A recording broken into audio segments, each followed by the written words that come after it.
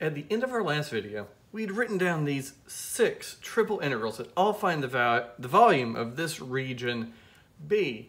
In this video, I want to integrate 2 of the possibilities to make sure they really are giving me the same volume. I asked you to pick one earlier. I don't know if I'm going to pick the one that you do. I hope I don't, actually. And that way maybe we have more than 2 of these all equaling the same thing. But I've chosen this one, and I think this one, maybe this one. We'll find out in a minute because it's these 2. I'm going to evaluate these 2 triple integrals to find the volume of that region B. I picked this one because, well, it's just a nice order of integration. It happened to be the one I did first.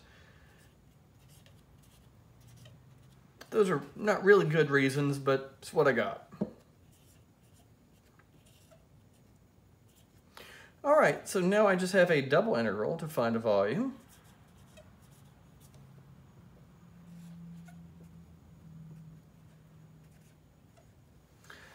Evaluated from -1 to 0 dx. Okay, well, I plug in the 0, I get 0. Minus what happens when I plug in -1, I'm going to get positive 1/3 evaluated from, integrated from 0 to 1 with respect to x.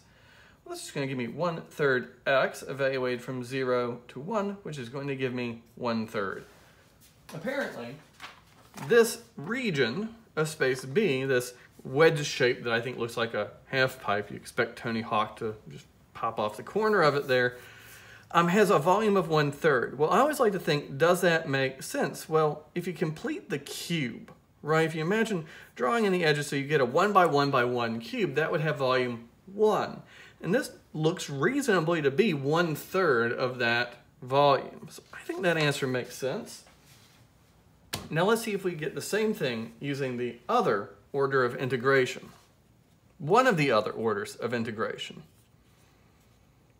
Well, so if I integrate this with respect to y, I get y evaluated from minus root z to -1, which would be minus root z minus a -1, so plus 1 there, dz dx. I could actually swap the order of integration here if I wanted to, because this is now over a rectangle, so Fubini's theorem makes it really easy.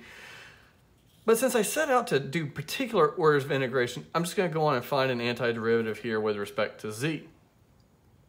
So let's see, this is really minus z to the 1/2, so antiderivative minus 2/3, z to the 3/2 plus z, and I need to evaluate that from 0 to 1. Well, plug in that 1, I'll get minus 2/3 plus 1 is 1/3 minus 0. And now I know I'm going to get exactly the same thing I got before. So, 2 different triple integrals find the same volume. Well, if you wanted to really challenge yourself, and it's not really a big challenge, it'll just take a little bit of time, you could try the other 4.